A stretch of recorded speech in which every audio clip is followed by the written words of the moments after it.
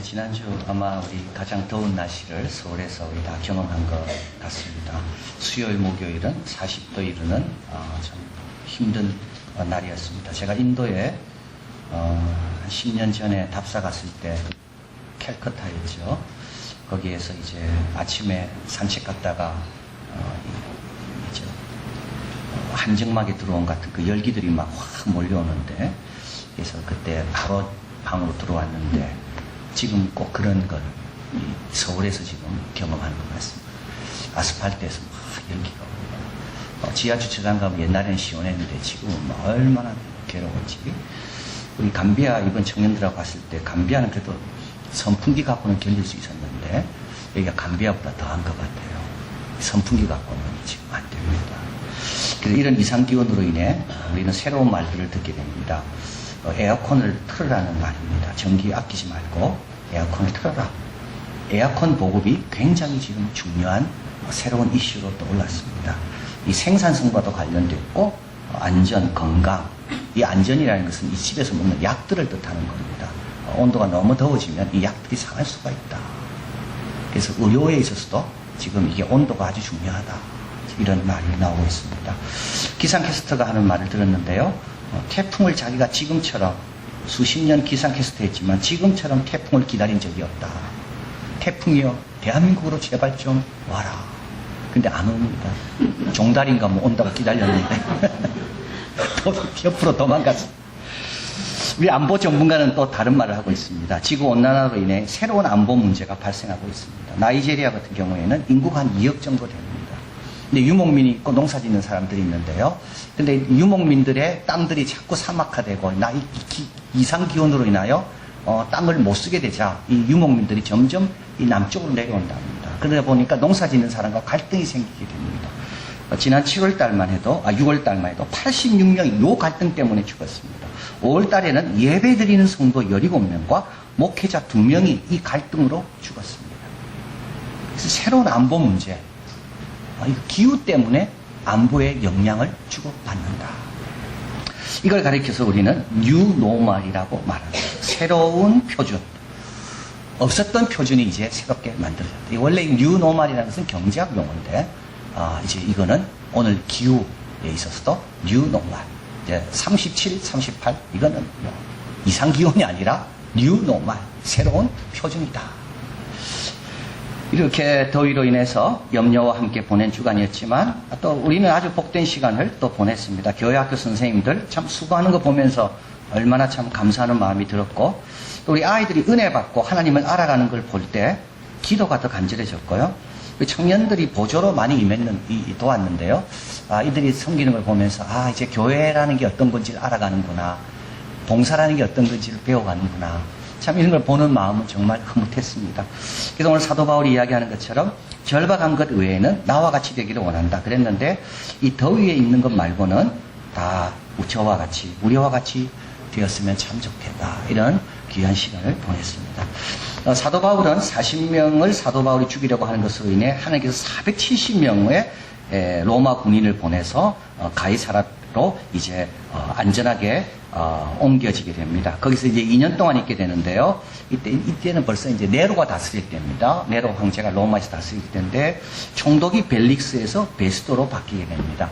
이제 총독이 바뀌게 되니까 이제 아그리빠 왕이라는 헤롯의 4대 손이 이제 총독에게 인사하려고 이제 예루살렘에서 가이사라로 온 겁니다. 그래서 이제 가이사라에서 아그리빠 왕에게 베스도가 바울이라는 사람이 있는데 한번 보겠냐? 그러니까 아그리빠 왕이 좋다. 그래가지고 이제 오늘 본문은 그 아그리빠 왕 앞에서, 로마 총독 앞에서 이제 사도 바울이 자기에 대해서 말하는 내용이 이제 오늘 본문입니다. 이 헤롯 이 집안은요, 어떤 집안이냐 하면 예수님이 탄생할 때 그때 헤롯 대왕으로부터 시작하는 겁니다. 3세 미만을 다 죽였죠. 그리고 나서 예수님 신문할 때 빌라도와 만났던 헤롯은 그 아들 헤롯이고, 야고보가 순교할 때 그 순교시킨 헤롯은 그 3대고 오늘 이 아그리빠의 아버지입니다. 그래서 참 여러분 보면요, 이 헤롯 집안은요, 예수님을 믿을 가능성이 굉장히 많았었습니다. 그런데 이 4대로 끝나게 됩니다, 이 집안은. 그런데 이런 좋은 기회를 살리지 못했습니다. 그래서 사도 바울이 오늘 본문도 이야기하잖아요. 왕이요. 왕이 모르는 것이 아닙니다. 왕은 누구보다도 잘 알고 있습니다. 자기 아버지한테도 들었을 거고 할아버지한테도 들었을 거예요. 그래서 오늘 본문은 이제 이 아그리빠 왕 앞입니다. 23절에 보면 이튿날 아그리빠가, 번역에는 아그리빠의 누이입니다. 헤롯 아그리빠입니다. 크게 위히 화려하게 차려입고 베풀고 와서 천부장과 성중의 높은 사람들과 함께 신문소에 들어오고 이제 베스도 로마 총독의 명을로 사도 바울을 데리고 와서 이제 사도 바울로 하여금 자신의 입장에 대해서 말하게 합니다. 자, 이때 29절입니다. 한번 읽어봅니다. 바울이 가로되 말이 적으나 많으나 당신뿐 아니라 오늘 나의 말을 듣는 모든 사람도 다 이렇게 결박한 것 외에는 나와 같이 되기를 하나님께 원하노이다 하니라. 여러분 이게 좀 이상하죠? 왜 이상합니까? 아니 죄수가 지금 옷 잘 입은 사람 보고 이렇게 이야기합니다. 당신이 내처럼 되길 내가 원한다. 여러분 총독 정도 되려면요 얼마나 출세한 사람입니까? 네로가 보낸 사람이거든요. 우리 같으면요 어떻게 하면 저 총독이 될 수 있을까? 어떻게 하면 우리 아이들 저 통족으로 키울 수 있을까? 특히 그렇게 관심을 갖는데 사도 바울은 거꾸로입니다.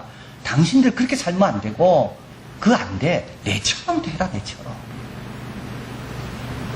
여러분 이 뜻은 셋입니다. 나처럼 되라는 말은 나는 아주 만족한다는 고백입니다. 나는 이 삶이 가장 만족스럽다는 고백입니다. 둘째로 나는 이런 삶을 바꾸려는 생각이 추워도 없다는 겁니다. 그리고 세 번째는요. 당신들도 이런 삶을 살아야 한다는 지적과 권유입니다. 근데 사실은요. 우리 예수 믿는 사람은 사실은 사도 바울처럼 말할 수 있어야 됩니다. 하나님과 동행하면서 뭐가 부럽습니까? 여러분? 다윗이 20편, 23편에 이러잖아요. 10편. 여호와는 나의 목자시니 내게 부족함이 없다고. 여러분 양에게 목자 있으면 다 된 거지. 양이 옷 좀 잘 입고 있다고 그 양이 부러움의 대상이 됩니까? 전혀 그렇지 않습니다. 그러니까 우리가 여러분 남을 부러워할 때 조심해야 됩니다. 누구를 부러워하고 무엇을 부러워합니까? 이거는 나의 영적인 상태를 그대로 보여주는 겁니다. 자, 오늘 이제 사도 바울처럼 우리도 나처럼 좀 되라. 내가 이렇게 좀 결박되어 있지만 이건 할 수 없는 거고 이것만 말고는 다 나처럼 되기를 원한다. 그렇게 말할 수 있기 위하여 그런 영적인 상태가 되기 위해서 우리가 뭘 좀 더 중점적으로 점검해야 되는가.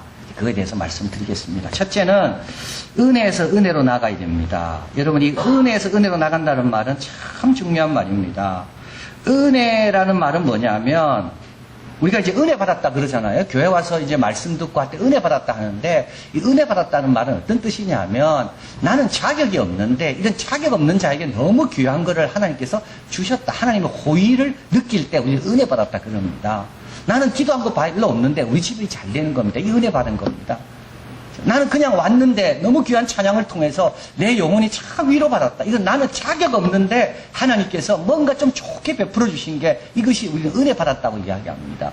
그런데 여러분 은혜라는 게 중요한 게 있습니다. 은혜는 뭐가 중요하냐면 은혜는 한 번 받은 것으로 그 은혜가 지속되기가 참 어렵다는 겁니다. 은혜가 지속되는 방법은 딱 하나밖에 없습니다. 그 다음 은혜를 또 받아야 은혜가 지속됩니다. 오늘 사도 바울은 여기 자기가 23년 전입니다. 다메섹에서 주님을 만난 것을 여기서 고백하고 있거든요. 23년 전 그 주님을 만난 것이 사도 바울에게 계속 있었던 비결은 딱 한 가지입니다. 은혜 받고 그 다음날부터 복음을 전했거든요. 요한복음에 보면 은혜 위에 은혜라는 말이 있습니다. 이 말은 뭐냐면 오늘 은혜 받았습니까? 오늘 받은 은혜가 계속 유지되려면 내일 은혜가 있어야 오늘 은혜가 유지된다는 말입니다. 오늘 은혜를 주신 이유는 내일 은혜를 사모하라고 오늘 은혜를 주신 겁니다. 히브리서에 보면 이런 말씀이 있습니다. 이같이 큰 구원을 처음에는 큰 구원을 여겼습니다. 첫사랑입니다. 주님을 만난 첫 감격입니다. 그런데 시간이 지나면 어떻게 된다고요? 등한히 여기게 됩니다. 갈라디아서 마찬가지입니다. 그리스도의 은혜로 너희를 부르신 이를 속히 떠나 다른 복음을 쫓는 것을 내가 이상히 여기노라. 왜 구원의 감격이 지금은 없습니까?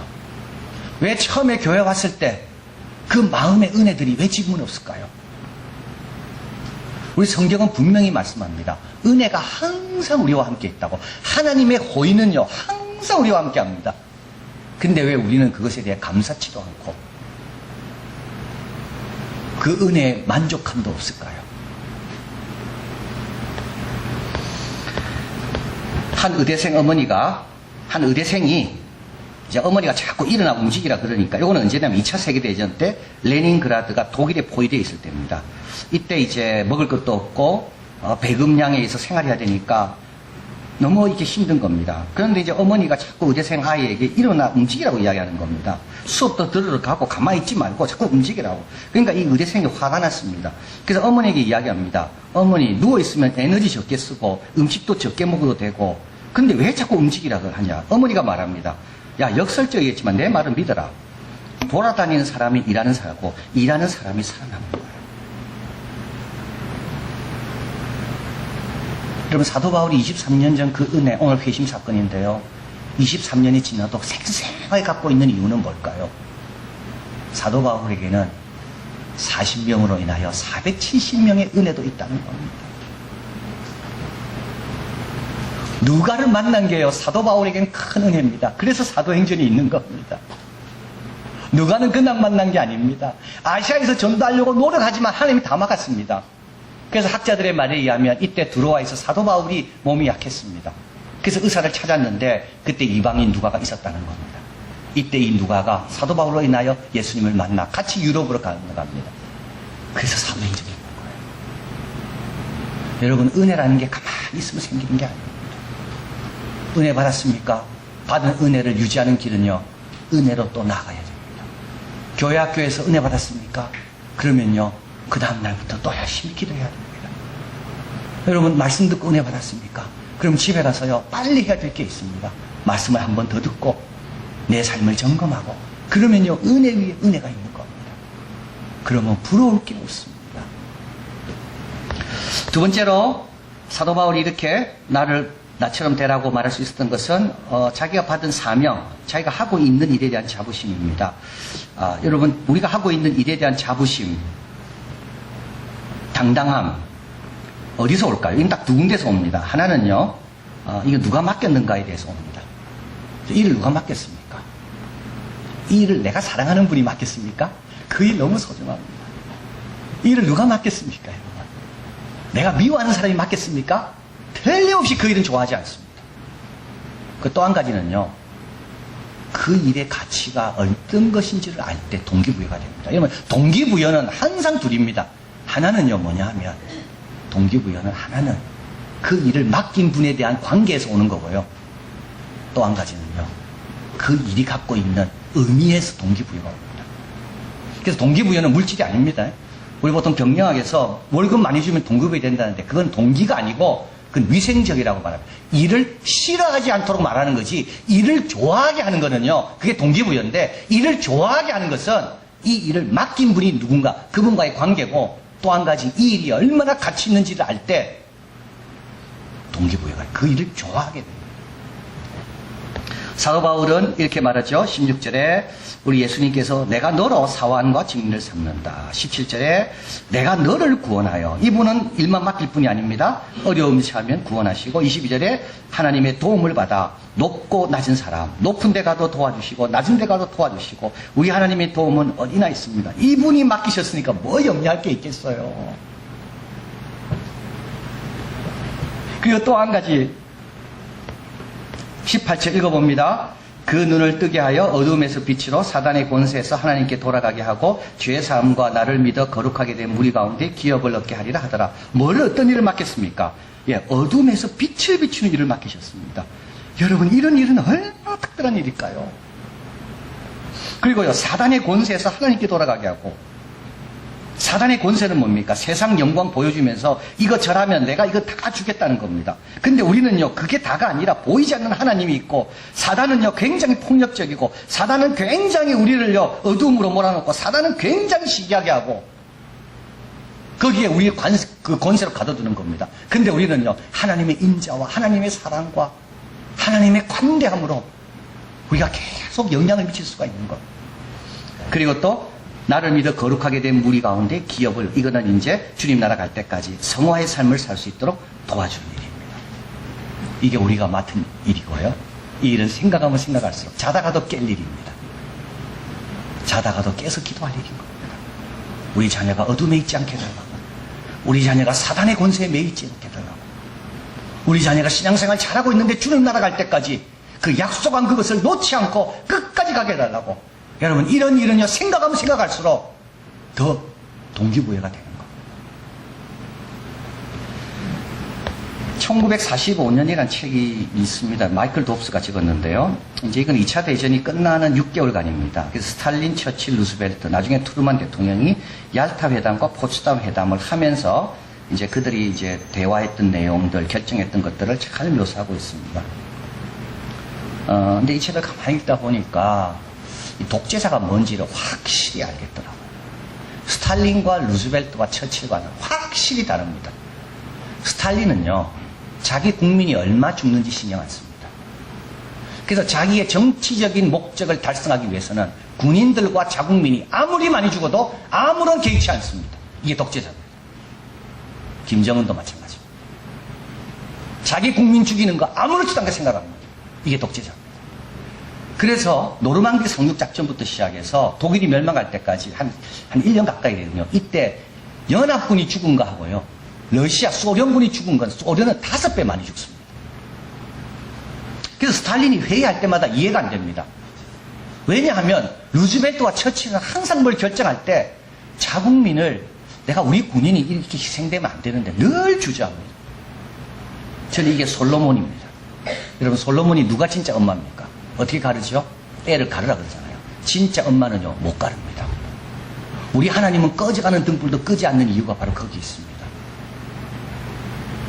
그 다음에 또 두 번째 차이가 있는데요. 이 스탈린은요, 독재자들은요, 절대 자국민이 다른 나라를 경험할 수 없게 만듭니다. 그래서 2차 대전이 끝나잖아요. 그래서 소련군이 돌아오게 됩니다. 이때 스탈린은요, 이 돌아온 사람들을 철저히 신문합니다.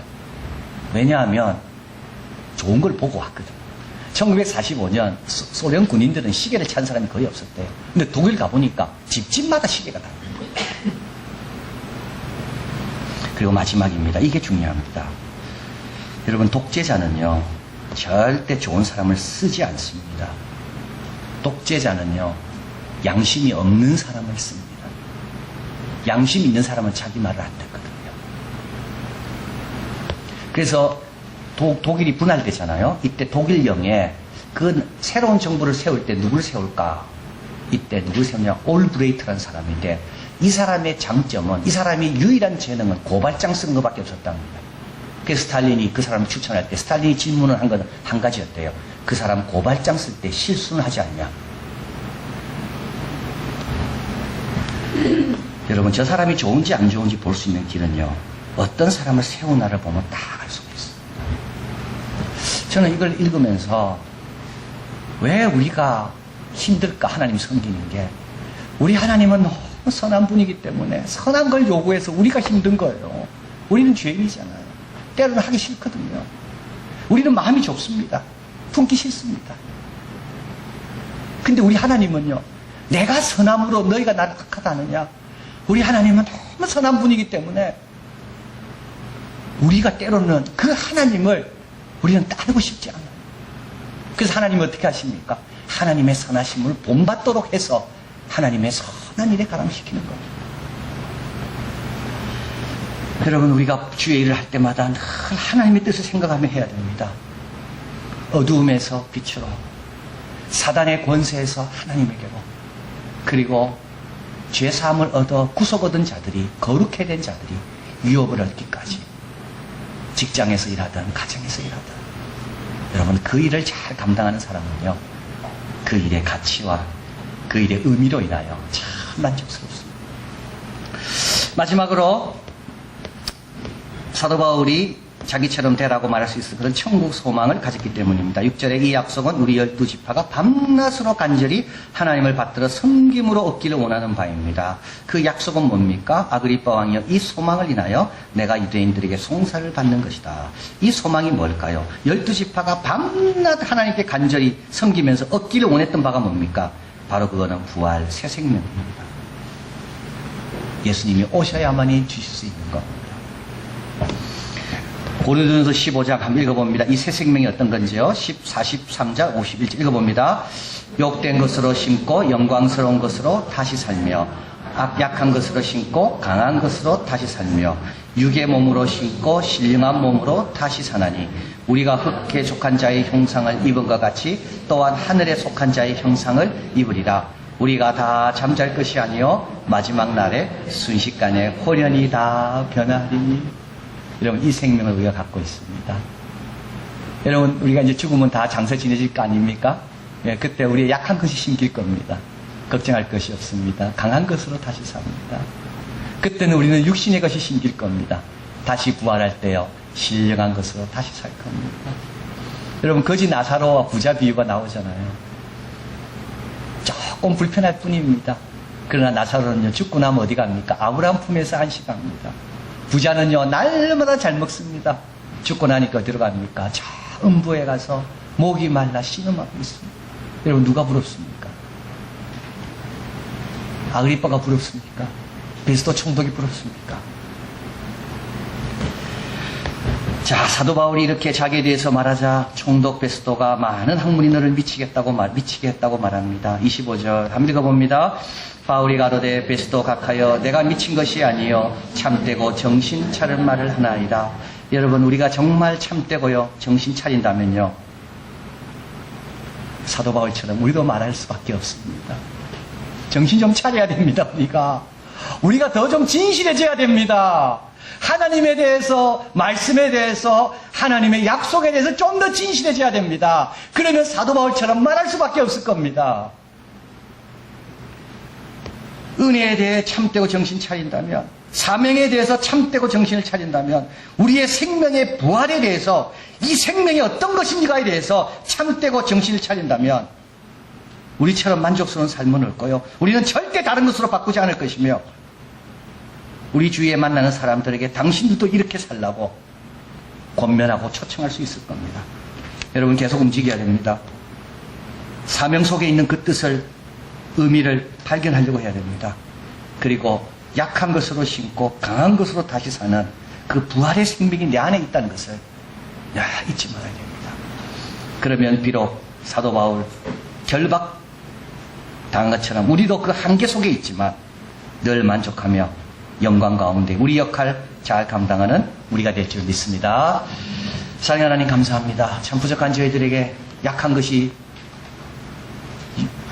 육의 것이 묻혀도 신령한 것이, 강한 것이, 복된 것이 다시 일어날 수 있는 이 부활의 생명을 허락하시니 얼마나 감사한지요. 작고 크건 상관없이 사단의 권세에서 하나님의 나라로, 어둠에서 빛으로 바꿀 수 있는, 기도할 수 있고 본을 보일 수 있고 가르칠 수 있고, 참 이런 사명이 있다는 것이 또 얼마나 감사한지요. 그리고 은혜 위에 은혜가 있다는 것을 기억하고 아무 염려하지 말고 계속 은혜로 나아가 하나님 주신 은혜가 살아있고 은혜가 풍성해지고 은혜가 또 다른 은혜로 이어지는 그와 같은 복된 삶이 우리에게 늘 있도록 도와 주시옵소서. 예수 그리스도 이름으로 기도하옵나이다. 아멘.